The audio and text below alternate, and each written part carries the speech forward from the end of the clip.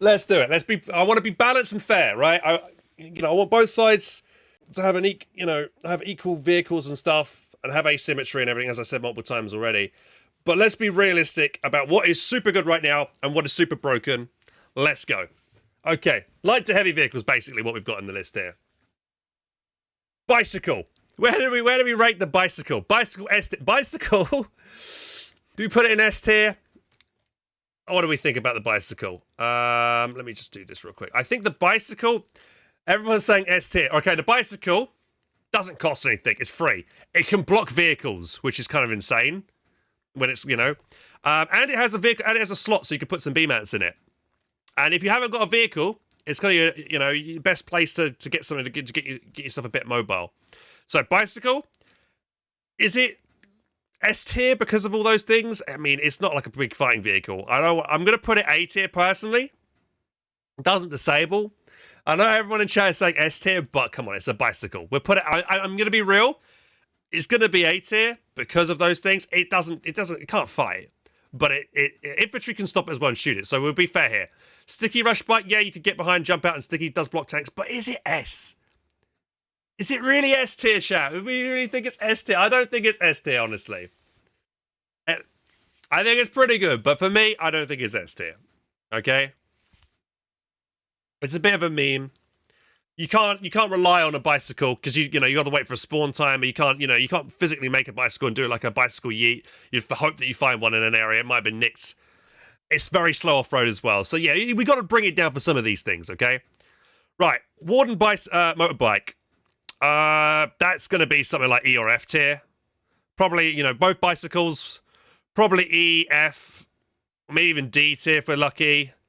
We'll pop the colonial bicycle that has the machine on it will probably pop up to maybe a C tier because at least you can maybe chase down Parsons and stuff, and it's good for harassment and that kind of thing in the early game. But I mean, this is only early game stuff. Late game, you'll never really see motorcycles being used very well. Okay, so we'll go with that. I think that's kind of fair. Anyone got any other arguments here for it? F tier. Are there buses on the tier? No, I haven't put buses are a logistics vehicle, so I didn't put that on the list, actually. Buses are not on the list. Believe it or not, Hans did not put a bus on the list. Shocker, I know. Right, so we're going to put... okay, we'll leave that at that. So FMGs, both FMGs are pretty much exactly the same as each other. Early game, they're very strong. They suppress garrisons and stuff. It allows people to make the mammoth rushes. I'm thinking for early game, again, late game, not very good, but for early game, very strong. I'm going to put them in probably B tier for that reason. A tier early game, late game bad. So B tier for me, So when in early game they do shine a lot, and they help dominate the battlefield and allow pushes early game, but late game not so much. So they'll put them in B tier for the moment. Right, then we have the 20mm guns. They help beat enemy FMGs early game, but late game they don't have much potential. I put them in C tier. I think both 20mm guns for the collies and the wardens. I don't think there's any real difference between both of them. I mean, I haven't really used a warden one, to be honest, so I don't know. You think the warden one's better than the collie one? What do we think?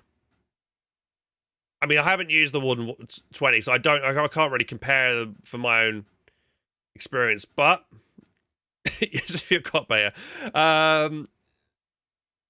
Wardeness. Marginally? Warden's one tier better, you think so? Has it got more accuracy and ours got more spread? Different clip size as well. Warden one has more ammo. Alright, we can check this real quick. Go to the wiki. We go to Field AT rifle. Right, here we go. So the Warden one. Does it say how much ammunition what's its clip size? Inventory and armament. 34 rounds per minute. Magazine size is 4 rounds. Is this wiki up to date? That is the question. Collie one has 6. Accuracy decent. Accuracy very high. So yes, there is I'd probably prefer accuracy to more rounds personally. Yeah, the Warden one, look at the damage it does. It does more damage as well. So yeah, I think the Warden one is better than the Collie one. We'll put it up to B tier because of that. Right, on to the EMGs.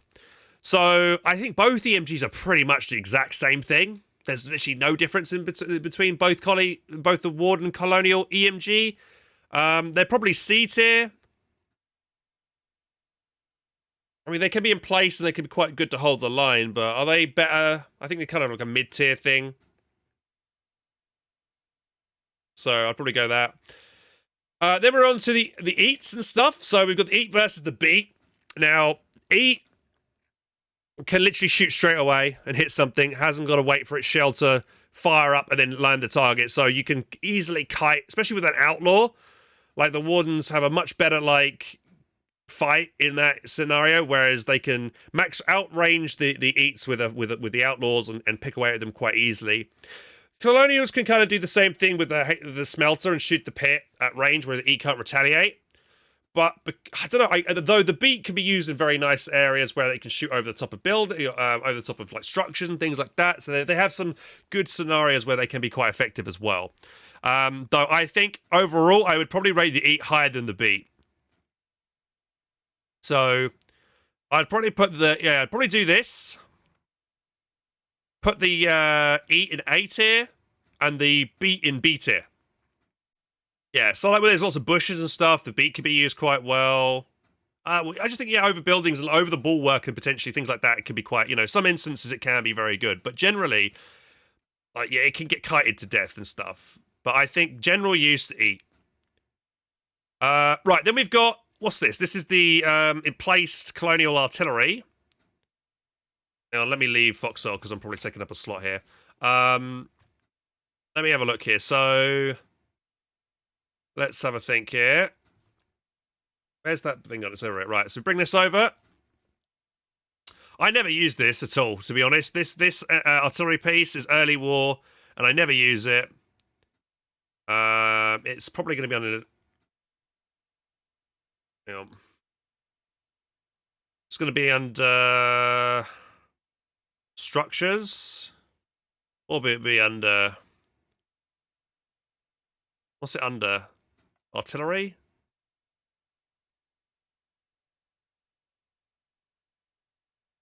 On the vehicles. Did I miss it? Am I blind? Oh, here we go. No.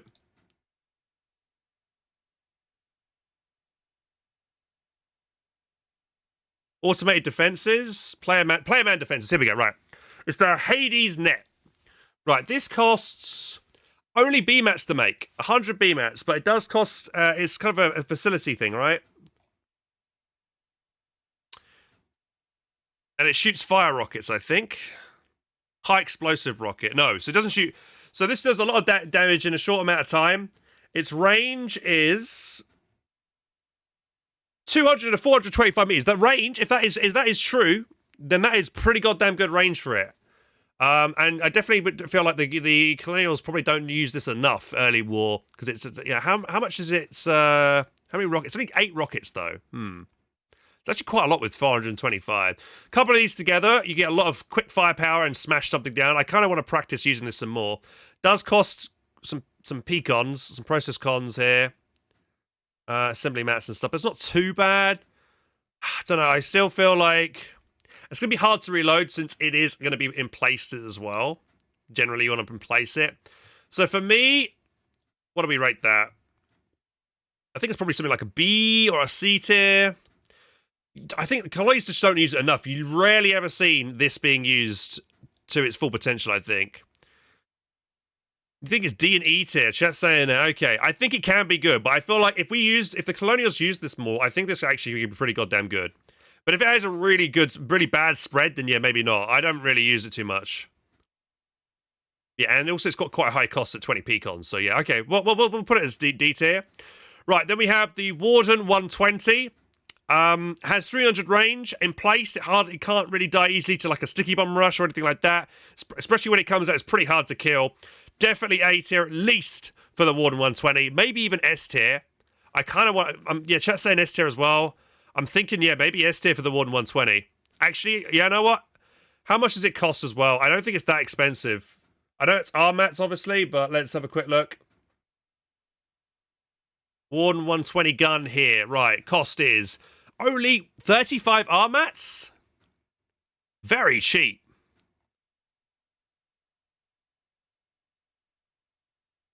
And yeah, it does have 50 more meters than the Warden 120 gun as well. So, especially in the early game, has such a good kind of like edge on the Warden on the Colonial 120. So yeah, definitely, yeah, I'm gonna pop that out to S tier. Let's talk about the Colonial 120. Unfortunately for me, the Colonial 120 is not very good.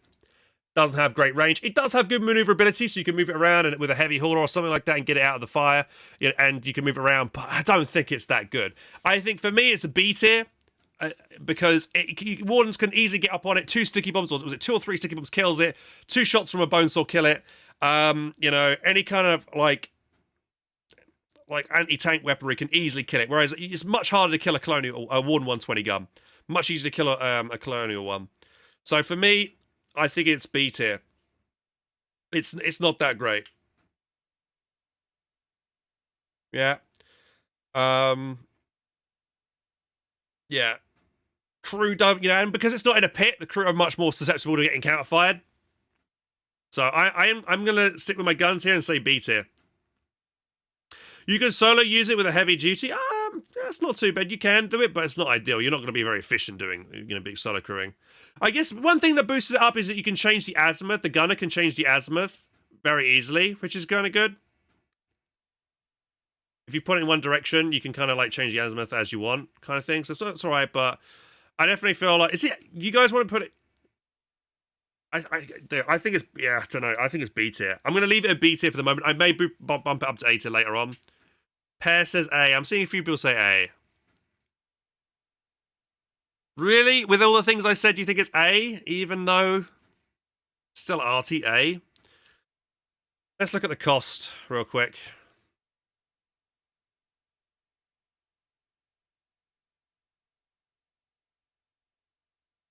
It'll be under vehicles, won't it?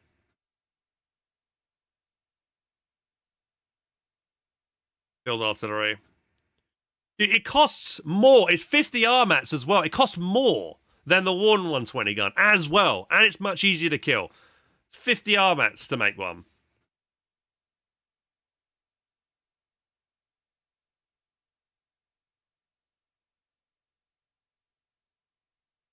It's 15 RMATs more. Now, I'm sticking with my guns, guys. It's B tier. High cost repair at 120 as well. So, yeah. One is cheaper, has longer range, much easier to hold. 120 is not. The Colonial one is not. Right, then the Colonial, the Warden 150, probably A tier. The Colonial one is got more range, but has, I think the Warden one has better spread, right? Oh, he does win wars, and I think the Colonial one, the Warden one, is better than that. So, the Thunderbolt has 50 more meter range than the Warden one. Let's go have a look at the costs real quick. Right, it's the Exalt versus the Thunderbolt. Right, so the Exalt is 175. Ours is 195, so ours costs more to make up for the extra 50 meters. So that makes sense. Does it say anything about the accuracy here or spread? Fire rate is 7.1 per minute. The Warden one is slightly slower. 25 radius at minimum range 35. So yeah, I think the Warden one is a bit more tighter spread as well.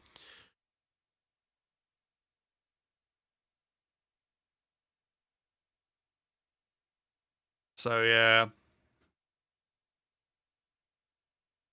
Double check. Zubrin is reload duration 4.5. So actually, ours actually takes longer to reload. It's 5.5. Actually, yeah, the Warden one's better.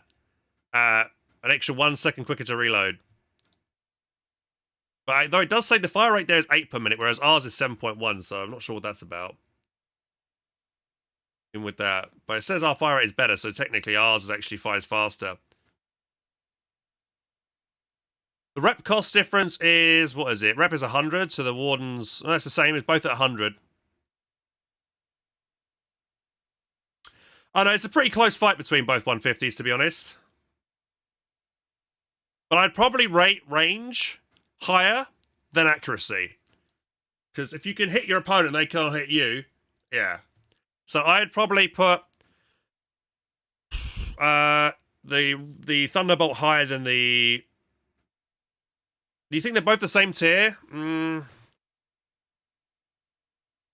think they're both A tier? Okay.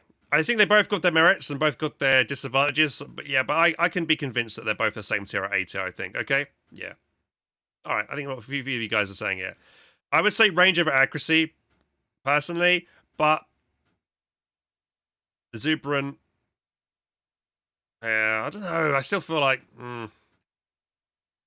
I'm still leaning slightly more towards that the Thunderbolt is better than the Exalt. Rather. And 50 meters doesn't make up an enormous spread.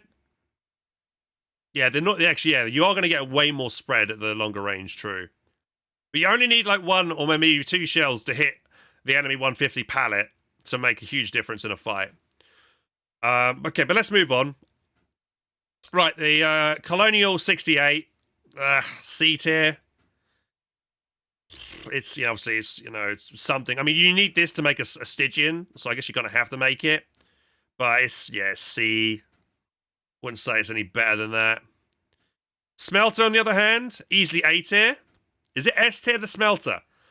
Outranges eats in octagons. Doesn't outrange a Starbreaker, though. I think definitely for me, it's Smelter S tier. I kind of want to put it in S tier. I think it is very good. Doesn't need to set up. You know what? I am going to put it as S tier. I think the smell is amazing. Definitely feel like it smells good. Then we go on to, was it the Rapturer? The Rapturer is okay for defending. What's the rank? Okay, let's have a quick look at the different. Rapturer versus Starbreaker. I think the Starbreaker wins that for sure, but...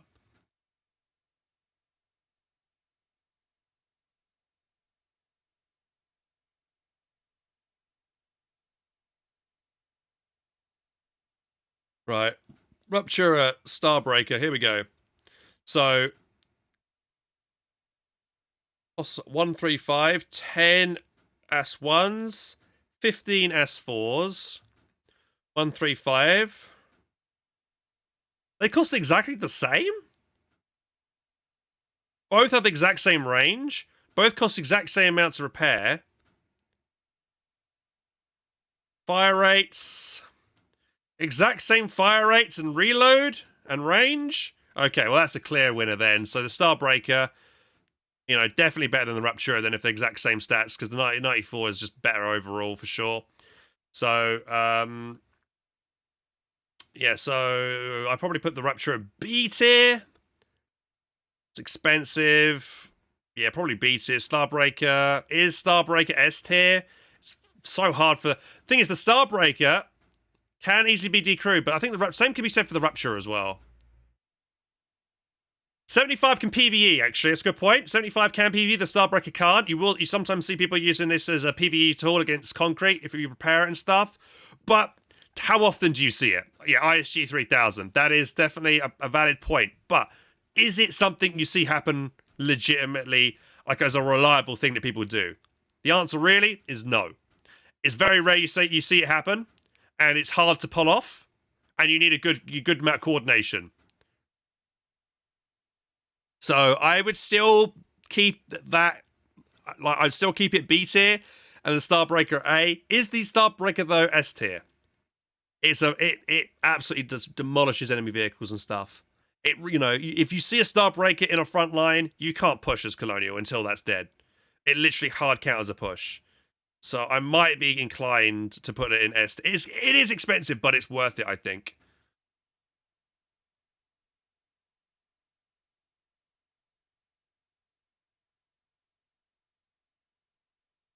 Smell being S-ed? No, dude, the smell is freaking good, man. Like, it's not super expensive to make them either. You can Tremolo it, yeah, but you have to do it at nighttime, and Warns could counter it with grenade launchers and gas grenades and stuff to keep the Tremolo team back. So there is counters to that, and they could flare forward to the flaring Tremolo team. Smelter murders oxygen. Yeah, Smelter could kill the Starbreaker, but if the Starbreaker should have the same. It should have exactly the same range to be able to hit the Smelter and kill it before the Smelter kills the Starbreaker. So I think the Starbreaker A tier though, S tier. I'm not sure. Tempted to put in S tier, but I'm not. Right, then we have the Stygian. Stygian, bare minimum A tier. It's a mobile 94.5, very bad maneuverability, very small arc of fire. Only has 2 rounds, and needs a reload. Thing is, the Stygian bounces so often at long range. You have to wait. You have to wait until the enemy are within a certain range to use it, and it's only kind of good at night. You can't really use it too effectively during the day. I think it's going to be B tier for me. I do love using the Stygian. I mean, I killed a super heavy this war using the Stygian. But it was because it was nighttime. I tracked the super heavy as well. I wouldn't have been able to kill it if it wasn't tracked. I think, yeah, it's S tier for the morale boost. It's really good. But I'm going to leave the Stygian in A tier because of how good it one-shots HDDs if it can pen them. So that's super huge as well. But is it S tier? It's expensive. So, I don't know. Depends on who is using. Yeah, if you've got a crack team that know what they're doing with the Stygian, yeah, you're great. But if not, yeah, it can be easily overrun. It can easily be decrewed as well. So, yeah. Okay, then we've got the Warden Push 40. The Colonies don't have a Push 40. Early game, very good, but probably B tier. Doesn't have any relevance late game. So B tier for me. Then you have the Warden Push 68, which is probably same class as the Colonial one. Then we have the HV 68, which is definitely going to be up there at A tier for me. For the Warden HV 68, is it S tier? It's got good range. Let's have a quick look at it. Heavy field cannon. Doesn't cost much to upgrade it at all, really. Only 5 pecons. That's really cheap, actually. Not hard, not expensive to repair. What chassis does it need? It needs just a standard 68 to convert it. Yeah, I mean, I think it's pretty good. I think leaving it 8. Is it S tier? I can't PvE like the Smelter can. Smelter can fight tanks and PvE, whereas that's again that'll be the reason why this is A tier and that is S tier. Stockade, probably B tier. Not as good as the Stygian. Can PvE, but you don't really use it to PvE. You use it to fight tanks, to be honest. The other vehicles will PvE. So I'll probably put the Stockade there. B tier. You think it's C tier or F tier? You think it's that? Has the same... Dude, they buffed the range up on it. It has the same range as now as a Stygian, right? The, let's just double check here. Large field gun.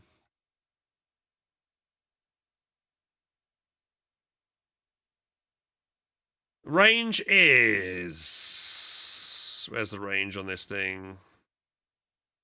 It says effective range is 37.5. Its range is actually 42.5. Stygian is longer range here. So definitely, yeah, the Stygian definitely has a bit better range. So that's definitely another reason why Stygian's better. I thought they had the same range because it got buffed up, but it's still pretty decent range for an anti-tank gun. But it's definitely better for PvE than the Raptura. But you're not going to see. How often do you see a Stockade going around PvEing defenses? You don't. You'll use Havocs or you'll use something else because it's late war when you see a Stockade. You won't see that.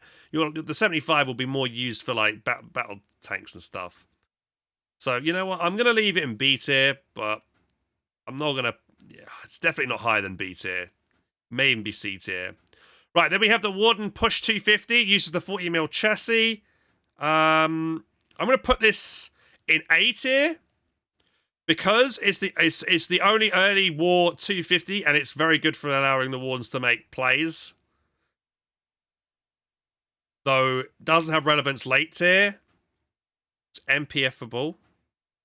I think it's very good early game, and it's a substitute for it's a good cleanup tool. You can put 250 in it and clean up stuff later on in the war and stuff as well. So I think it's A tier. Great early war, late game could be good for cleanup potentially, but yeah, the fact that the Wardens are the only faction that have a really early game 250 tool makes it super good. I think it's super good. Like, there's been times where that push gun has helped make the difference between taking a relic or a town. So yeah, it's incredibly good, and especially you can be hidden at nighttime as well. Like, you push with it at nighttime, everyone's like, where the fuck's the push 250? I don't think, does it need to set up as well? I don't think it needs to set up. You don't need to deploy it to shoot it as well, which is another reason why it's great. You haven't got to worry about mines as well. As a push gun, it doesn't have to worry about mines. So yeah, great. Right, then we have this thing, which is the Warden.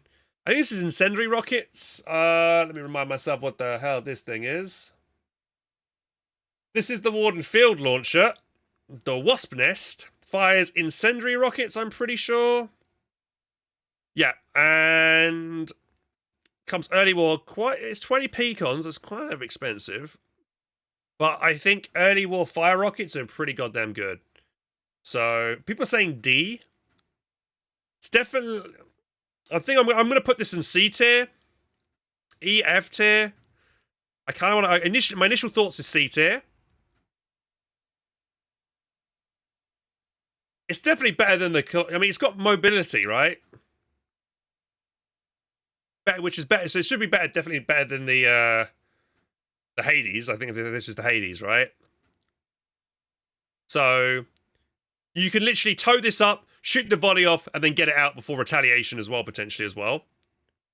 So yeah, I'm going to put it C. I think it's pretty decent. Skycaller's better. We'll get on to Skycaller. 100% Skycaller's better. Then we've got the Argonaut next. 4-man LEV. Where do we think the Argonaut goes? As it's open top, the crew are very vulnerable to getting killed out of it. People are saying S tier.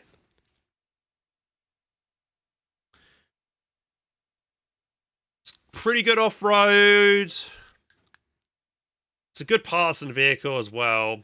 So I'm agreeing with chat and thinking it's either between S or A tier. Is it S tier though? We'll pop it A tier for the moment until we decide. Do we agree? Right, you got to convince me it's S tier, boys. Why do we think it's S tier? For me, I think the fact that the crew can easily get shot out brings it down. But you can have people with sidearms to shoot out of it. You can multiple people inside the vehicle can get their binoculars out and scout. So that's great. Has decent inventory slots. 4 crew off-road. Okay. So then where would we put the Odyssey? The Odyssey is 3-man. I would actually probably rate the Odyssey higher than the Argonaut. Because the Odyssey, the crew is safe. You do lose 1 man, but it's still a 3-man crew. And you can have the guy out the top spotting and shredding people as well. The Odyssey's a really good QRF vehicle. No way? You think you disagree? Odyssey is slow off-road. Wait, is it slow off-road now compared to the Argonaut now? You think it's the other way around? I'm trolling now. I can't remember. I don't really use the LEVs personally that much. But if it is slower off-road, then yeah, I'd probably be inclined to agree with you guys. Well, maybe they're both S tier then. Because the Odyssey, I feel like the Odyssey is great for QRFing.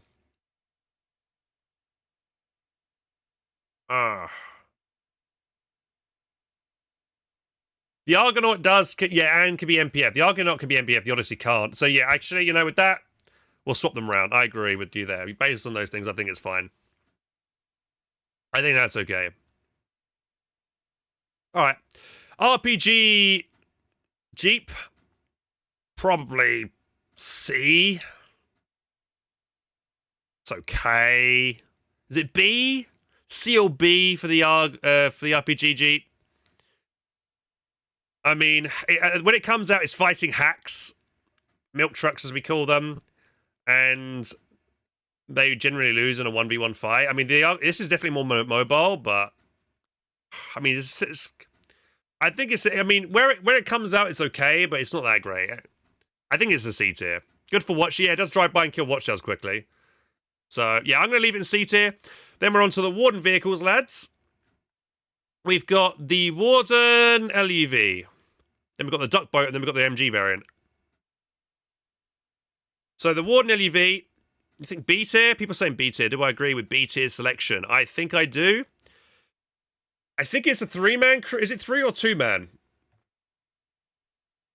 I can't remember. I haven't played Wardens actively in a while. Light utility vehicle, Warden, the Drummond. This is what it's called, right? The Drummond. It's just 2-man crew. Yeah, as it's a 2-man crew, it's B rather than A. Crew R is MPFable. Crew R kept alive, and remember, it's a scout. Gives vision and stuff as well with being a mobile watchtower. But yeah, B tier because it's only 2 crew instead of like the Argonaut. There's just 3-4. Duck boat does consume fuel like at a huge rate when it goes off road, but I'd probably want to put that B tier as well. B, I don't know, you guys. I mean, how many people? Hang on, let's have a look at the duck boat. Might be better actually. Let's be real here. The duck boat.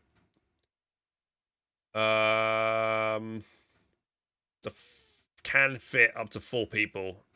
That's pretty good, and it's great for partisaning. Actually, yeah, I'm definitely gonna give it. You know what? I'm gonna give it S tier actually. My initial, I realize it's got that many crew. The fact that you can go off, in the water is so good. In the water, it's like 2 minutes. That's still a lot of time. You can then just like go by a shoreline, jump out, refuel, and go again. So you might have to do, and it's the fact that it's just such a good partisan vehicle. And the Colonials have got nothing like that to get behind enemy lines using the water route with partisans. So yeah, I think it rated pretty highly for that. So it's very good. Amphibious, and it's amphibious watchtower as well, which is huge. So definitely. Then we've got the Warden machine gun. It's B or C tier. Something like that. MG LUV. Known as the Spitfire. Probably something like C tier. Okay for QRFing. But I think the accuracy on the machine gun isn't the best. Yeah, it's fun to use, but it's okay. Right, then we have the AC, the Warden Tack. Right. Off-road, great speed off-road. Highly rate this early game vehicle. I would say for early game, for pushes, pretty goddamn good. The Tack. But again, late game, it's not any thing is though, I remember stealing one of these as a colonial, and we used it late game and had a really good time helping hold the border bases when there was no tanks involved. But I think I'm gonna. People say it's all C tier. I mean, well, if we're gonna do this, then I think the colonial armored car and the Warden standard armored car D tier. Super squishy, not very accurate, but late game they super suck. We'll put the bone car up 1. Same with the machine gun tack. Flame tack, I'm going to actually put B tier. Great off-road and good for partisaning. So I'll actually give that a B tier. I think that probably deserves a B tier for that. The Gemini, which is the RPG Jeep. Slightly better, but not that great. Probably C tier as well. The AT variant as well. Again, not that great. So what do we think there? Is that fair for the armored cars?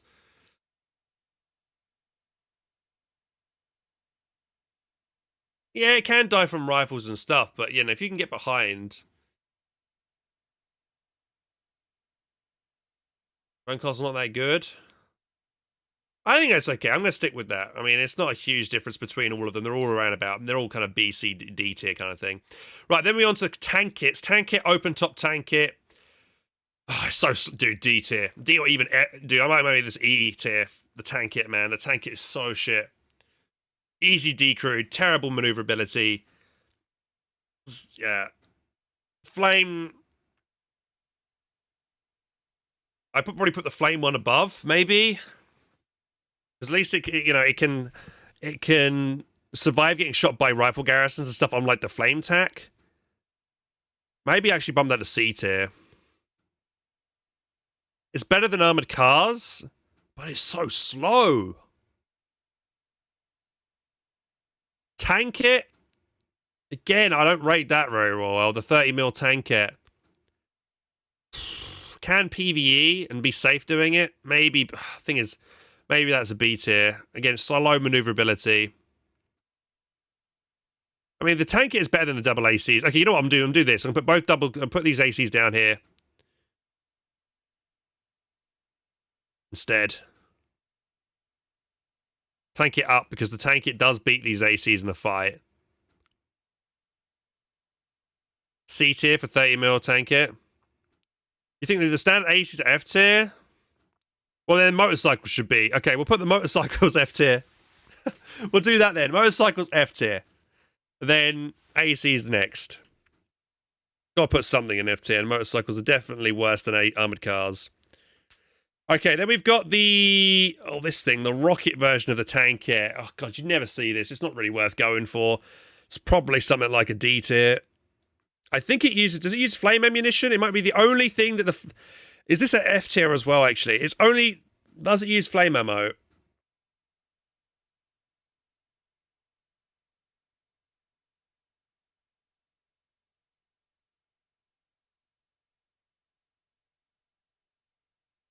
Let's have a quick look over here. Inventory armament. Does use fire rockets. Magazines size 9. Range is... It's got a very specific range, and it's only 50 meters from 250 to 300, so it hasn't got the best, you know, it hasn't got great utility in that range. I might put it F tier. Actually, yeah, I don't think it's that great. Though it's one of the only things the Colonials can use to shoot fire rockets. This shoots explosive, that's fire, so... Right, then we have the GAC and the Hack. The Hack is better than the GAC for sure. It's probably something like a C tier. And the GAC is probably E tier. Or is it even F tier? GAC is shit. Definitely the GAC is shit. It's just not good. I think I might put the GAC in F tier, actually. It's crap, the GAC. Hack, though, is the Hack on the same level as the RPG Jeep? Possibly. Does beat it in a 1v1 fight, and it has very bad rotation rate, the Hack. But I think it's kind of even.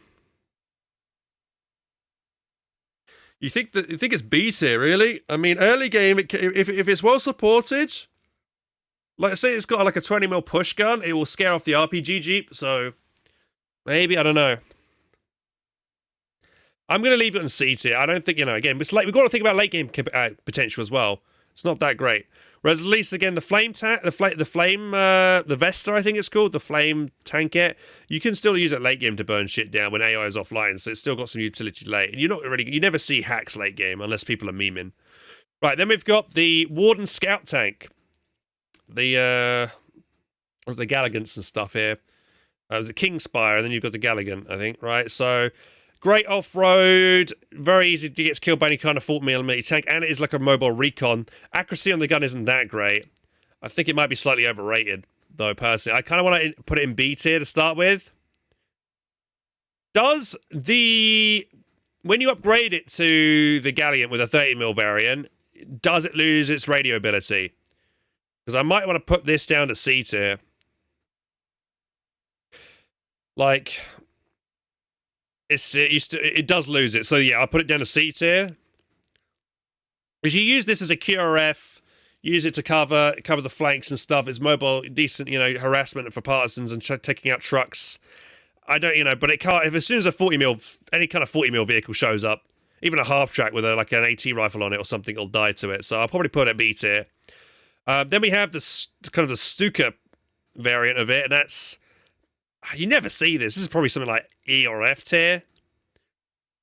F tier. I don't think it's that good. Why would you get this when you have a Sky Cooler out? Maybe F tier for that as well. Right, then we have the half tracks. So we've got... I don't even remember which one's which here. I think this is the standard half track and this is the better one. Let's go have a quick check on the half tracks here.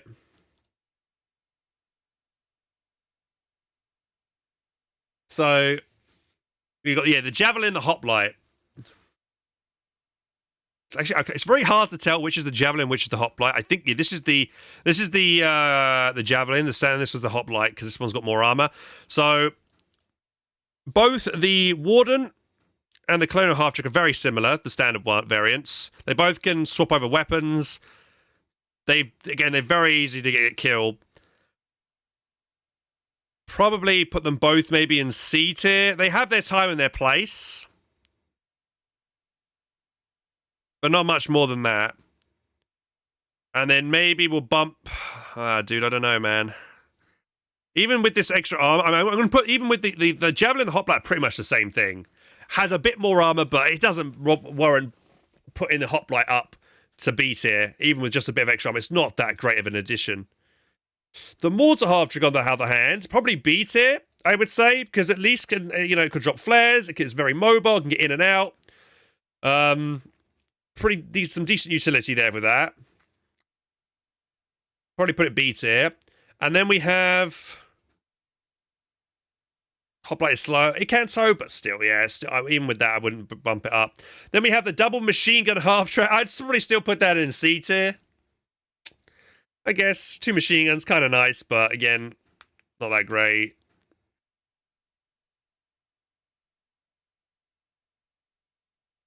Well, so does this come with the machine guns as standard? You cannot get rid of the machine guns. Because it doesn't. If that's the only thing, then maybe I actually bump it down to D tier at least. Because if it can't swap its weapons over, which I don't think it can. I haven't played Warden since this got introduced to the Warden. I think if it's fixed guns, then yeah, not that great. Okay, then you have the Warden's half track HV. It's not HV 68, is it? It's just a standard 68 on the half track. But this is pretty goddamn good when it comes out. I'd probably put that B tier at bare minimum, maybe even A tier. When it comes out, it absolutely slays everything. Late game, you don't really see it that much though, but it has good range though. So actually, I'm going to put the A tier. Got very good range. It's 45 meter range. That's definitely the reason why we bump it up. Very fast as well. Good off-road. Late game B tier. A game generally, I would say. So yeah, we'll leave it A tier. Skycooler, A tier for me. Very good. Artillery piece, fire rockets, great for getting a lot of fire damage in. People are saying S tier for the Skycooler. I know Finna in Shred loves stealing Skycoolers, and we always try and prioritize getting Skycoolers because they're so good and Colonials can't make them. They're like gold dust for Colonials. So, yeah, actually, A tier for sure, S tier comes out before fire trucks. Okay, you convinced me it's S tier then. Right. I think it's probably S tier. Doesn't need to deploy either. Okay, doesn't come out before. Okay, even if it comes out, I still think it's probably S tier. Even if it does come out at the same time, fire trucks, it's still very good. Right, then we go for the hatchet. Okay, hatchet versus the Devitt. Right. Let's have a look here.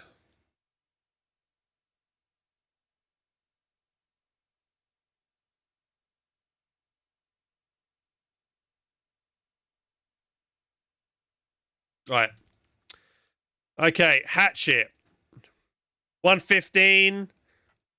Devitt 120, slightly more expensive. Exact same repair rate. Exact same health, but I'm pretty sure the Devitt bounces more than the hatchet does. I need to figure this out because it does. Like from my experience, it does feel like the Devitt bounces a lot more. Hatchet does have better turret traversal, but I would prefer something. I'd probably prefer the Devitt, even if it costs, 5 more armats? It's not as negligible, in it? 5 armats. It does seem to bounce everything a lot of the time. It's got really good armor. Yeah, I'm gonna give for its time and place, 8. Is it 8 here?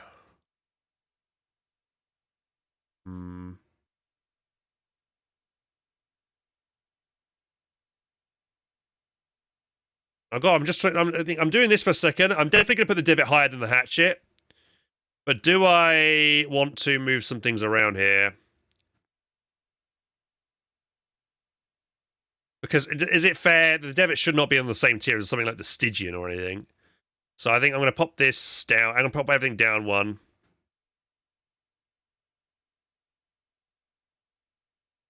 And if I'd done that...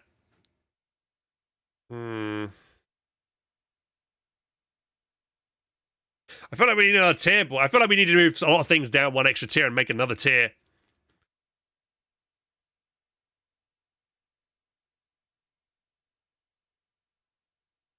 Potentially here. Half-Trek should go down, maybe.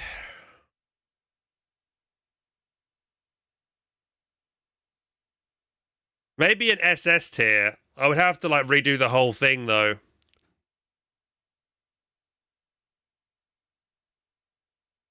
An S plus tier.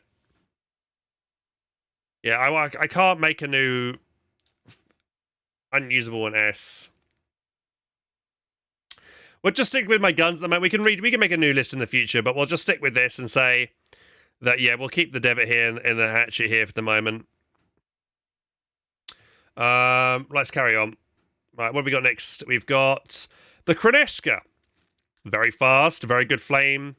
Not the Kreneshka, sorry, the Vulcan. The Vulcan is, I think, probably A tier, I would give it. Like, for how good it is off-road, for getting in there and burning shit down, A tier. You can't really defend yourself against tanks. Not S tier for that reason, I wouldn't say. It's pretty good. But, do you think, a lot of people saying S tier? Really? The Vulcan S tier? Kreneshka is not S tier. Probably B tier along with the Devitt. Does have that speed boost and a bit more armor, but it's not that much better, really. Alright, so for me, this is all S tier. S plus.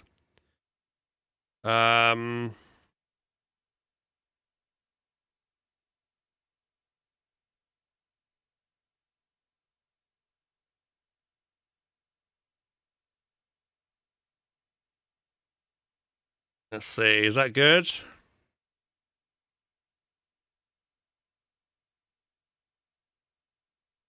Time to redo the whole recording. FMG stays B. Let's have a think. Hatchet.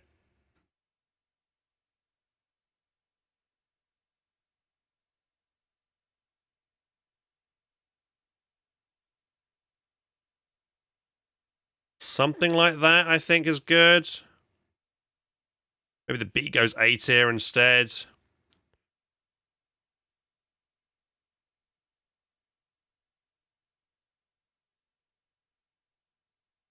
How did we think about that?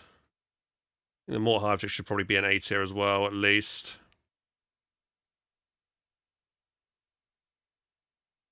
I think it's better. Stockade is not A tier. It's a good. It's the Warden's one of the Warden's best anti-tank guns to shoot stuff. You think it's B tier? Okay. I mean, because the collies, sorry, as the Wardens have HV68, there's not really too much reason to invest in Stockade. So I guess that, you know. All right, are we happy with that now, lads? Is the duck boat as good as the LEV? I'm pretty sure. Yeah, I like this a lot. I think it's pretty good. S tier. Right, let's see what we'll come back to it. LTD is a probably S tier. Yeah, it's definitely better than these stuff down here. I think it's S tier. It gets decrewed. It's very good when it comes up. It becomes not as good late game. It gets decrewed and gets tracked and all kind of things and dies super quick. But when it does have its moments. So yeah, I think it's S tier. Right, then we have the Ironhide. Ironhide is probably, I mean, it's B tier as well, I would say. Well, no, you know what? I'm going to move the Devitt down alongside the Hatchet. because they cut, the Devitt can't be alongside the Ironhide, so I think that's fine. The Ironhide bounces so much, but again, it doesn't have a high velocity push, 40 mil gun kind of thing. It's such huge armor though, and it bounces a lot. I'm surprised we don't see more Warns make more Ironhides as like their frontline tank along with the HDD or something like that. I'm kind of curious to see how they would go. How much does it cost to make an Ironhide?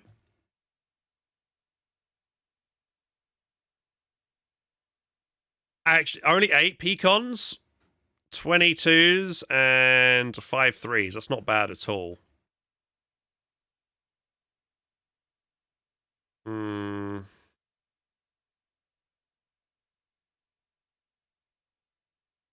Still has exactly the same armor as a standard Devitt tank, but it doesn't say about its armor. Health and armor. Disables under 20%, so it doesn't disable, so it's like practically dead.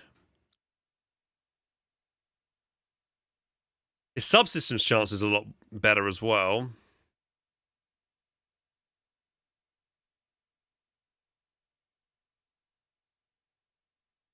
It's pretty decent, but I think I'm going to leave it where it is, A tier, guys.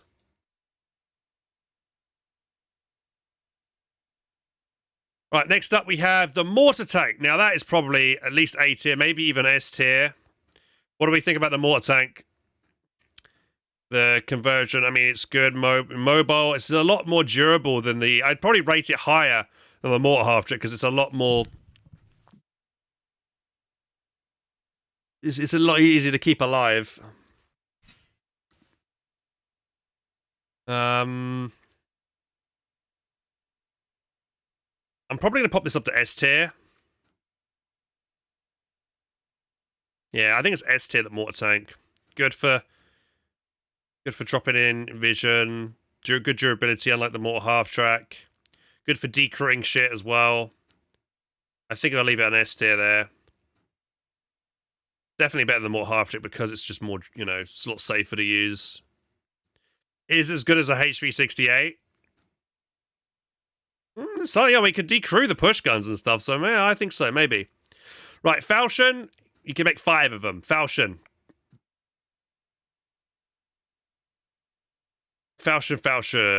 A tier, maybe S tier. You can make 5 of them. That is very good. I think they probably deserve to go S tier because you can MPF them like crazy. But again, they're not that great as a fighting tank.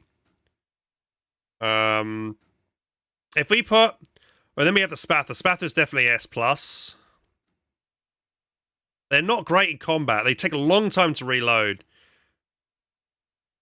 Yeah, I think I'm gonna leave them in 8. I knew they do are good for like you can get 5 of them in an MPF crate, but apart from that, Talos is shit. Super slow, takes forever to fire, hasn't got machine gun to cover itself. Talos, C tier, I think, as terms of tanks go. Not the greatest tank. It's a meme tank, really. It's not worth going for it, really, at all. I might even put it D tier. As heavy, medium tanks go. Bard, probably... Bard's good for diving, but I'll probably pop it A tier. Bard's better than the Falchion, though. Hang on, let me just put some things in place, and then we can rearrange it in a second. Then we've got the Quadish, the Renaissance, however you pronounce it. The RPG rockets are really hard to use. Probably B tier. Ballista, S tier, easy. MPFable C250 gun, pretty nice because of that. Scorpion. Ooh, is Scorpion... Scorpion, we're going to put the Scorpion on S tier because you can upgrade it to its tier 3 state at very cheap. Very good support. It doesn't kill tanks and stuff, but it's a great tank to have in the front line. There's so many inventory slots, so it can be the BMAT, like, hub of the front line and share stuff. Definitely feel like the Scorpion is S+.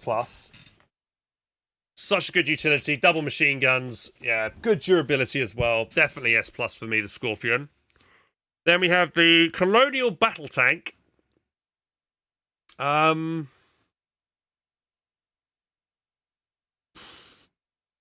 going to pop it on A tier for the moment. Is it that great?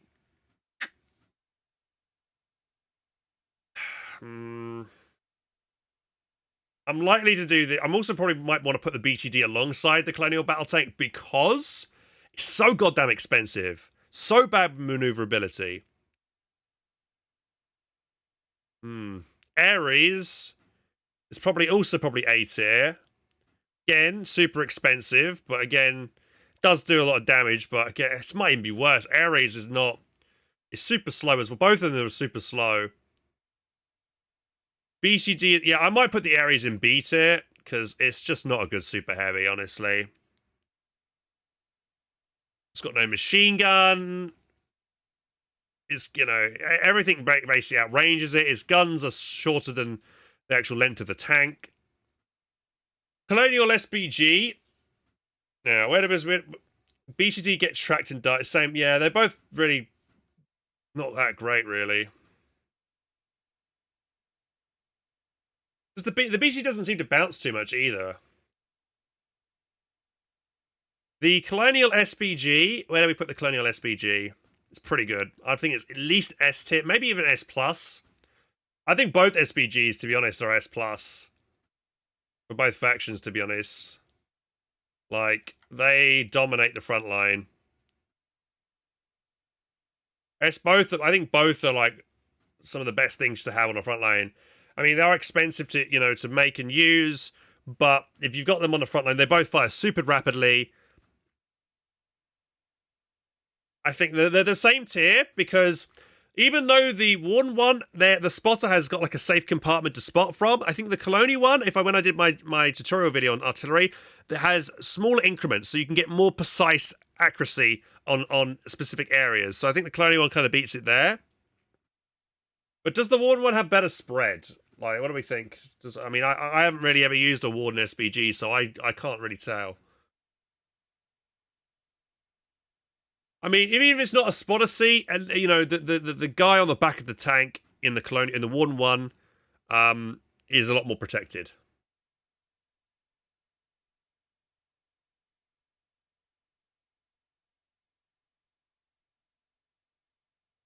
Respect for once you can hype for how, yeah.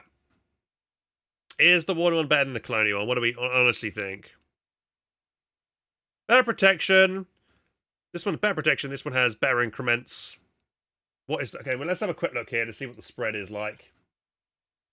Because I have not played or used a Warden SBG before, so I just don't know. So I'm relying on the Wardens here to be balanced in the chat to give me your honest opinion if you think which one's better. I do not know.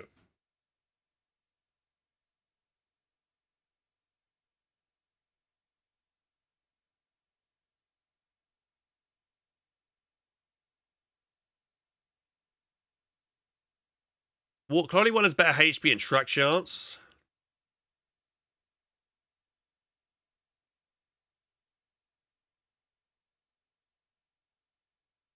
One is faster as well. Dude, maybe the Colony one might be slightly better then. I'm not sure. Now I'm just trying to get the trying to find the wiki page here for both of these vehicles right now. Where do we have the wiki page? I can't find it. The structures.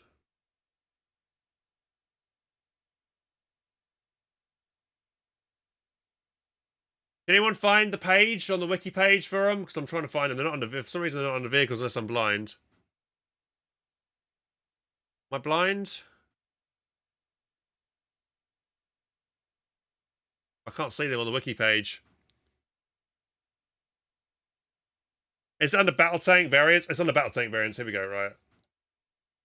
Okay. Here we go. Right. So let's have a look here. Okay, so the health 480, 4,800. The Colony one has a significant more amount actually, which I was surprised about. Quite a big chunk more. 30, 25, 25, 35, 25, 35. Actually, the Colony one seems to be better there. Slightly. Repair cost is 220. 200, so the Colony one is cheaper to repair as well. Is exact same cost. Yep, exact same cost. Both have got the same range of 250, right? Reload duration 3, 3.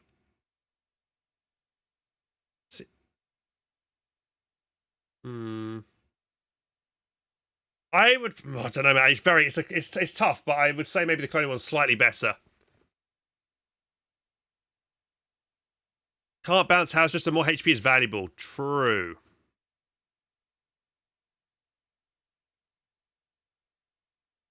But how often do you use? I mean, the thing is, the cloning one gets decrewed a lot more than the Warden one.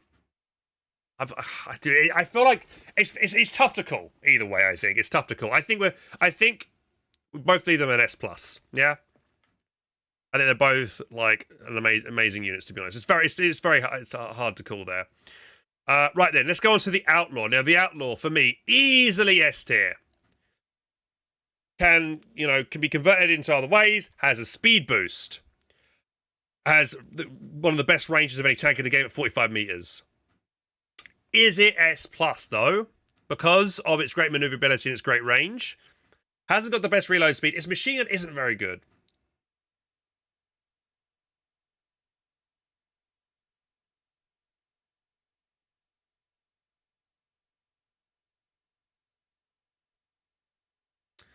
S plus if you're multi-boxing dorks, says Bobo. I think it's S tier. I'm going to leave it on S tier. It's not as good as the Spather, even though it has better range than the Spather. But I think it's still a very good MPF tank. It's good. The range is really good. And if you're a good tanker and you kite effectively and track your opponent, you can kite them to death, right? And that does happen a lot.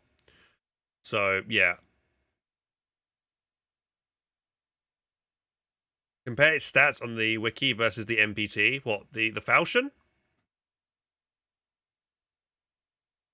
I don't know. I still feel like it's S tier, the Outlaw, man. It's such a good tank. Is it better than the LTD? It can be. Like, I think it's fairly even. Like, this can PvE, the LTD can't. So you got that. Also, if you shoot the LTD in the front, you're likely to fuel it. Not the same thing can be said with the Outlaw. Also, I think I think the Outlaw has more health than the LTD as well. So yeah, and you can't MPF an LTD, and it's not open top crew. Thank you for the follows, guys. Cheers, appreciate it. So right, Bone Law. Okay, so the Bone Law is an MPF. I think it's actually a pretty good tank. The Bone Law. Can't MPF this, but it has a time and a place. Probably A tier. I would like to pop it up to S tier because I think the Wardens are definitely underutilizing it, but we haven't seen enough utility out of it. I think it's very good. People are saying it's B tier. Dude, the Bone Law is so good, man. I think it's really good. It's a really good hit and run vehicle that can make the difference. Wardens just don't use it enough. If I played Wardens on the regular, I would use the Highwayman and the Bone Law way more. But I haven't played Wardens a lot recently. I haven't used it. I haven't used it much at all. I did use it when I was testing it and stuff when it first came out. Is a glass cannon? Yes. A lot of things are, but okay, well, let's have a look. Let's have a look at the HP. Come on, let's try I want to try and be balanced and be fair, but I think it's something that the Wardens need to be using a lot more. Vehicles. Let's have a look at. Was it Crusade? Right. Right, here we go. Let's have a look. So we've got the Gallagher, 2,950. It's pretty decent. Then we have the Highwayman, same health, and the fourth one does have a little bit less health. Not a huge difference. There's only 300 health difference. That's really negligible. What 10% less health or something like that? It's not a huge thing. Does have, maybe it has that speed boost as well, so it can get in quick. Has 8 RPG rounds. It's a great hit and run tank. You must flank. It is very specific scenarios to use. You do not put this in a major front line. 35% turret chance. 20 on these. The other outlaws. That is quite high. Same tank armor. But because, you know, the Wardens haven't got to worry about themselves getting tracked as much because they haven't got the flask, because the Colonials haven't got the flask, you know, the Bone Law, or rather the Thornfall, I call it the Bone Law because it uses the Bone Star ammunition, but it is called the Thornfall. You know, I think, you know, it's got a good place for it, man. I really feel like it's an A tier. A or bare minimum B, maybe A tier. I am going to stick with my guns on that. I know it might be controversial, but I'm going to leave it at A tier. Highwayman is probably... Oh, where did the Highwayman go? Highwayman's probably the same as well there. Great for getting in it. Really good chance to get, like, the subsystem damage or whatever on certain things. Yeah, it's very good for that as well. Well, and also only uses ATI ammunition, so you haven't got to use a lot of it, you know, explosives to fund this either as well. It's a really good partisan vehicle as well. Way better than the Bone Law? I don't know, man. I think it's both of them pretty good. Silverhand? I'd probably put the Silverhand in S tier. Silverhand's got a 40mm and a 68mm gun. Vulnerable to being flanked on the sides, but it can still, you know, fight with the... Because the 40mm gun's 360 charge reversal, but I think it's S tier. Yeah, I think the Silverhand's pretty good. Can be MPF-able as well, which is nice. So I think that will put Bob in the S tier. Then we have the Chieftain. Chieftain, high velocity tier 50, pretty good, but only can carry maximum of 6 shells, 1 loaded and 5 in its inventory. But it does have that machine gun, which is very good against infantry, so it can defend itself against sticky rushes and things like that. Can't really defend itself against tanks, but it's great for those kinds of things. I feel like, again, it's not MPF-able, but I think it's S tier. It's very good. It's the same tier as yeah, I would put it on the same tier as the Ballista. Yes, this can't be MPF-able and the Ballista can, but the Chieftain can defend itself, whereas the Ballista's fucked. Right? If it gets swarmed by infantry. And it's pretty fast as well. Probably faster than the siege tank. Harder curve, yeah. Then we have the SDD. SDD is probably S tier. Is it S plus? It might be S plus. Now this is much more cheaper to build than something like the BTD. It's always scary fighting this when you're a colonial. I might put this up to S tier. The STD, the Lord Scar. It's... Yeah, this is huge, this thing. This is nasty to fight. Was S before nerf, now A. Bare minimum A S tier, but I kind of want to put it in S plus. It's a lot harder to, you know, it is open top, but it's so much harder to decrew than the LTD. Like, I've tried. I'm right, Logan. Yeah, not too bad. It's fast. You know... Yeah, I'm putting an S plus, man. I think it's a very good tank. Warden HDD, for me, S plus as well.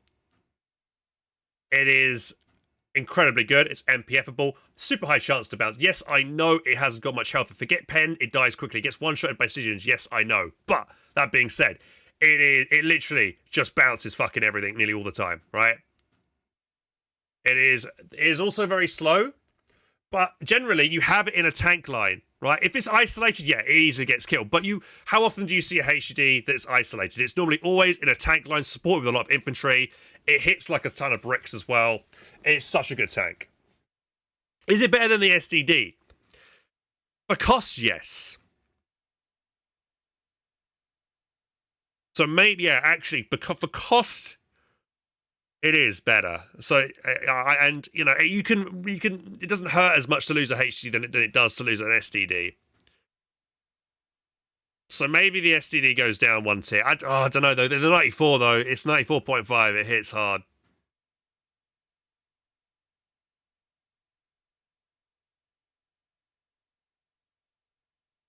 But yeah, how much is the SDD in comparison?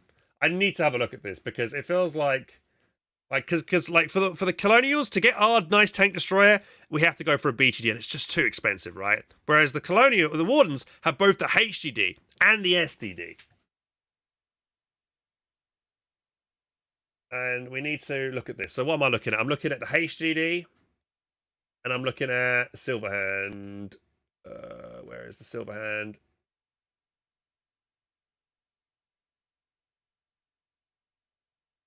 Is that classed as a cruiser tank? No. What is the Silverhand classed as?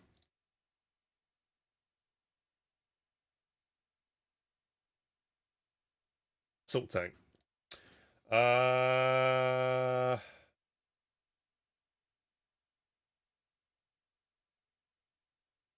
with me a second. I'm just bringing it up on the wiki here. Right, here we go. So let's try and be fair here. HGD. Oh, no one's actually put any information for the HGD on the Wikipedia. Damn. Okay, maybe any ones in chat can give me some information on how much they cost and stuff. But yeah, 3-man crew. Yeah, don't need an extra person like the STD will need. Let's have a look. So the STD, it's 40 steel though. Actually, that's quite a considerable amount. I mean, the Stygian is only 20 steel, so actually quite expensive for an STD with the extra 20 steel. But then we look at the BTD. Let's try and be fair. Look at the battle tank. We'll look at the Hasta compared to the Lance. So that's what, 60 steel, and then the Lance is at what, 10 more? Not too much more actually, but well, so it costs a lot more AS5s. So it is quite considerably more on that front.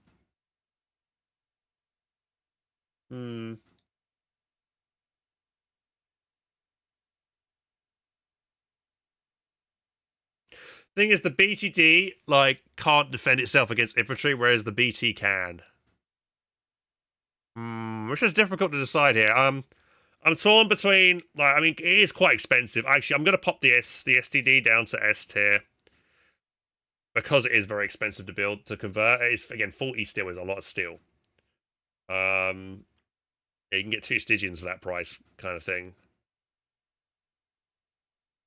2 Stygians might be better than an STD. So yeah, I think that's fair. I think, yeah, we'll pop it down. You have to convert it. Yeah, and this is a lot more cost effective. All right, let's move on. Right, the Noble Widow, probably A tier for the Noble Widow. It's very good to light stuff on tier 3 fire very quickly. Wardens love to use it to push town halls, burn the town hall, and then hit it with a lot of other firepower. And as it is a Noble Widow chassis, it is quite durable. It doesn't get penned too often as well. So I think it's an A tier. Good flamethrower, but it is slow. The safe house burner, yeah, it's got a very good, it's quite good for the role it has. So we'll pop it there. Right, then we have the Flood Juggernaut and then the standard Flood. So we'll probably pop the U A tier and U S tier. Juggernaut has we used the Juggernaut a while ago, and it was so much faster than the Colonial BT. It was really nice, and the flamethrower was pretty good as well. So you've got that flamethrower capability to burn infantry, and it can help you burn trenches, burn buildings down, things like that. It's pretty good. I would probably rate it higher than the standard Warden BT, and we'll have a look as well on the armaments and stuff. I think it's more armored as well. Let's just double check here.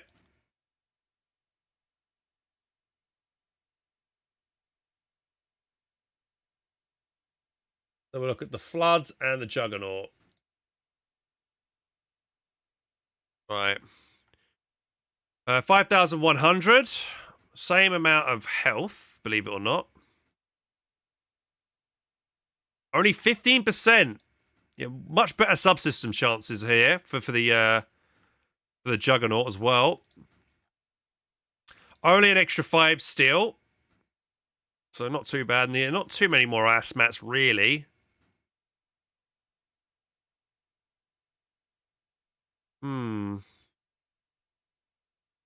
Yeah, and the armor that you can see there, it does have better armor as well. Not a huge amount more difference, but yeah. So yeah, definitely is better. I would probably rate it higher than the standard BT.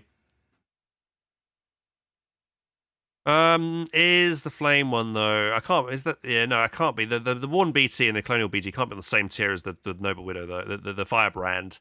I think I'll pop that down to B tier actually instead now. Right, Colonial. Then we're on to the super heavy of the Wardens. The Predator. That for me is definitely S plus. It is super expensive. I appreciate that, but in the right hands, it basically never dies, and it's due to the Warden's fault for it getting stormed and rushed. You can't, if like this thing only dies if you just play badly with it, right? As long as you keep an eye out for your flanks, you play along with your tanks. If it even gets tracked, it's really fast. If it gets tracked, it can back away. It can spam a load of gas or tremololas to keep infantry at bay to stop it getting close. So it has some kind of anti-infantry measures there as well. Yeah, crazy fast. Has a high velocity 94.5 as well. So yeah, easily S plus. Like, I don't know how it could be anything. It's one of the best tanks in the game. It is very expensive, but once you've built one, you don't tend to lose it, right? Unless you play badly. Like, I mean, every time you see a super heavy, one super heavy go down, it's because they play badly with it. They push during the dark. They get themselves surrounded by infantry, get stickied, or they just get dived upon many tanks because they don't see that flank coming, right? But yeah, I mean, you can't lose really with that. Then we have the Railway Storm Cannon. That is S plus for me. S plus, it's one of the only ways to break into enemy territory that is fully concreted up. I mean, both factions use this, but definitely S plus. It is expensive, but I mean, if you want to break into a new territory, the Railway Storm Cannon is your best bet. Then we order trains. Right, we have the Colonial Train Cart. We have a 40mm gun and some machine guns. I would probably rate this, I mean, as train carts go, you don't really use them too much, but it's probably something like C tier. Battle trains in general don't really have a great purpose. Probably put this cart down at D tier, maybe E tier. Warden 1 is probably worse, probably the same tier. It can't defend itself against infantry. It has two 40mm, but the Colonial one has 2 machine guns and a 40mm. So it's better to cover the flanks there. It's probably okay like that. Railway Storm Cannon from both sides, probably S. I don't know, is it S or A tier? Just standard normal Storm Cannon, rather. Has a long charge time, can't fire, min range. Yeah, I'd probably put it A tier, something like that. I mean, it can shoot across regions, which is nice. But it's long recharge, you can't turn it quickly. Like, how many times, like, yeah, I don't know. It's S. It's probably A tier, I think, for me. It used to be better. I remember them being a lot better when they first came out, but now probably A tier. Probably kind of mid. Right, then we have the Bluefin. Bluefin, I would say, is S tier as terms of ships go. Normally, it's kind of a logistics vehicle. I haven't really included the other logistics vehicles on here, but we for some reason I've done it here. The Bluefin is probably S tier, maybe even S plus. It does provide a huge amount of supplies to the front line. Has it got any armaments? Can't remember if it does. Does it have any? Does it have like a 40mm gun to protect itself against stuff?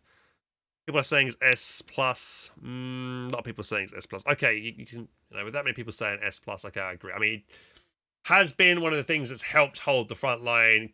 Great way to bring up logic, but it is a lot of assets to lose in one go if it does go down. So, high risk, high reward type thing. But yeah, I would say S plus for logistics. Motorboat. Motorboat. Yeah, I'd probably put it S tier, believe it or not, for the motorboat. Probably pop it alongside the bicycle. Good for getting, you put 3 people in it, get around quickly, you can spot from it. You can kill a gunboat teams are not paying attention from it with your sidearm as well. So yeah, I think it's it's very cheap and very fast. So yeah, S tier for that. Great, and it'll be good, useful throughout the entire war. Then on to APCs. So APCs are pretty shit, to be fair. They die very quickly. You might as well have a barge if you're going to have an APC. Probably something like C tier for both Colonial and Warden. APCs. The other one, the Colonial one that gets the machine guns, probably a little bit better. Maybe do this. Both APCs D tier, and then the Colonial one with the machine gun is C tier, maybe. Probably do something like that. Colonial gunboat is terrible. The Warden one is much better. It does cost a little bit more, but it's not very good at all, is it? It's not F tier because it's got utility. It still can do well, but probably something like a C tier, whereas the Warden one's probably something more like an A tier. Yeah. You can hide on the Warden gunboat from an attack, and kite and just like corner peek from inside kind of a canopy you've got there. Whereas the Colonial crew one is fully exposed, apart from the guy that's on the gun, and he can get gassed out. So I think that's kind of fair. Then we have the long hook. Probably it's a good infantry deployment spot, but not as good as something like a bluefin. Probably A tier or C tier or B tier. I mean, we might as well spawn on a battleship and jump off a battleship and get into a fight from that, right?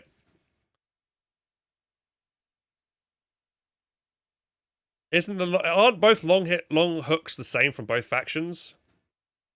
It's a free coastal gun. That's a good point. You can pop it down and it'll shoot enemy vehicles that try and get close.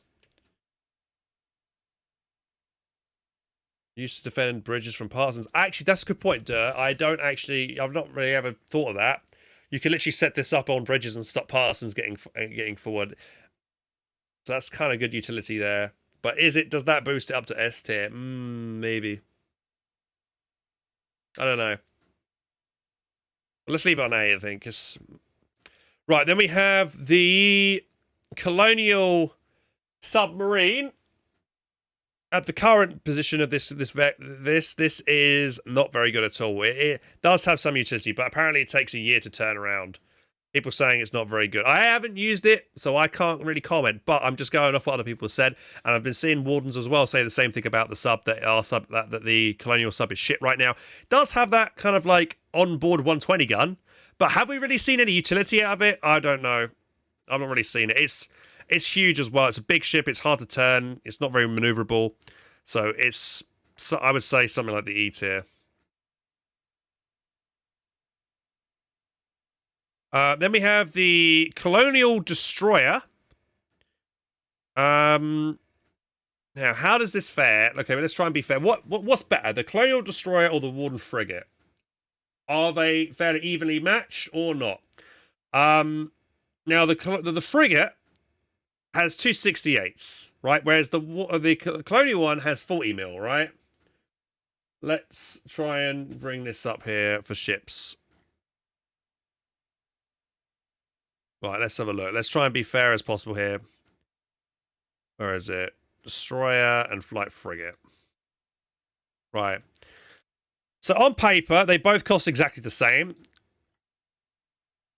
Both have the same subsystem chances. Armament. Right, so this is the frigate. They have two 120s. So does the Colonial one. 268s versus 240s, right? Yeah. So we have twin 40. They have two individually 68s, which is kind of better, actually, because that allows them a bit more maneuverability. It does cost an extra crew member, but I'd rather having two separate 68s to cover different angles. And the 68 is super good for fighting enemy tanks and stuff, because the amount of noobs that I see lose their tanks to trying to fight a frigate is insane, right?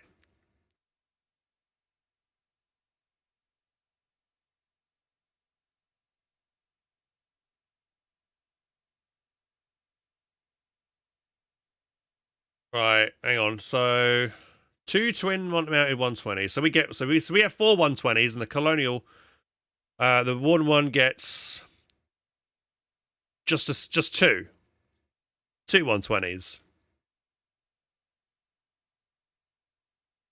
Right. So I would probably rate, I don't know, like I feel like they're very, I mean, in a 1v1 battle, I would assume that the destroyer would win against a frigate because of their extra firepower. But again, it's about positioning and about getting, I guess, broadside versus certain other things. Let's look at the HP difference. Is there any kind of HP difference here? Actually, the destroyer does have more HP as well. So actually, I'd probably rate the destroyer better than the frigate.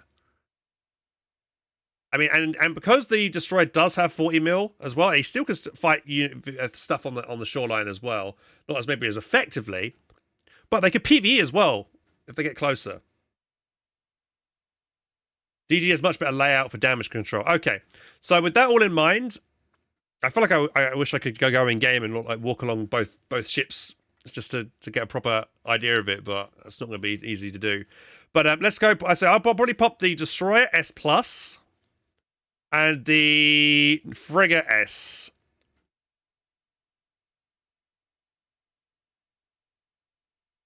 Right? You think both? I mean, the thing is, both both the frigate destroyer and the battleship class vehicles are at the moment really goddamn good, are incredibly strong.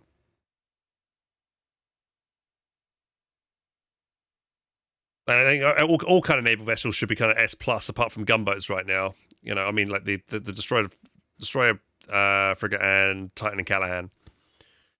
Both battleships, yeah, are definitely S plus. Where's the other one? Where did I just put the other battleship? There it is. So here we have the Callahan and the Titan. They're both S plus. Don't really need to talk too much about them. They're both amazing at destroying any kind of concrete. They have pinpoint accuracy, lots of 150 firepower, can snipe conk all day long. Though, I mean, which one is better? Do we want to try and figure that out? I would think maybe the Warden one might be slightly better. I forgot the Naki. Where did I put the Naki? I must have misplaced it. This is the Naki. Sorry, the Naki. Definitely, probably S tier or A tier. Warden sub. I mean, I haven't used it, but if you guys think it's S plus, like, I mean, I haven't played Warden played with the Naki sub, but if you guys think it's that good, the Naki rules the sea right now. Yeah, it's just too. Is that good? A lot of people saying plus. That's okay. All right then. The Naki apparently is just the way to go right now. Naki is S plus, right? So this is my first war. What happens when the war ends? Is the game unavailable for a bit? No, you can keep playing, but it'll be a resistance phase, and it's just not a phase that anyone takes seriously. It's just kind of a meme mode. Okay, but before, I mean, that's kind of the list kind of done. But before we kind of like finalize it, I just want to see if we can just talk about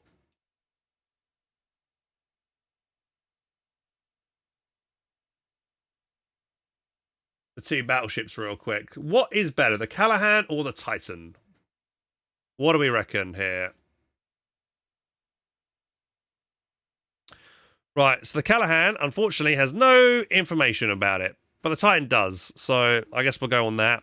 I imagine it's pretty similar in terms of subsystem chances and vehicle type, but I do know that the Colonial one has two 3-twin. Where's that twin? Twins 2. How do I say this? Basically, 2 3x guns of 150.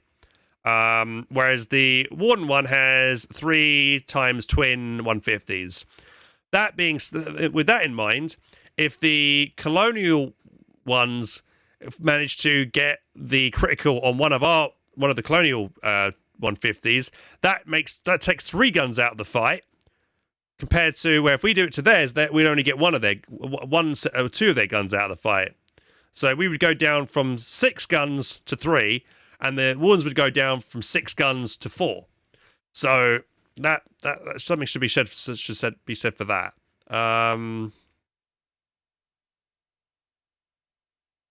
But I still think it's a fairly close fight. To be fair, at the end of the day, it's just who gets the first shot off, really. Who gets the first fire? Who gets the jump on the other one first? They do need another crew for the turret. I mean, yeah, but that's ineligible. I mean, if you're going to use a battleship, you're going to full crew it, right? Oh, Warns also get... Yeah, there's currently a bug in the game, or maybe an exploit that's happening where Warns can bucket their water out from below deck. But yeah, I think that's what we're going to go with, guys. I'm going to just move my camera, or... Hang on. I think this is a pretty good tier list. If I do say so myself, I think I've been fair. Let chat have your say, and give input as well. But I think this is a pretty good tier list. Yeah, I'm pretty happy with that.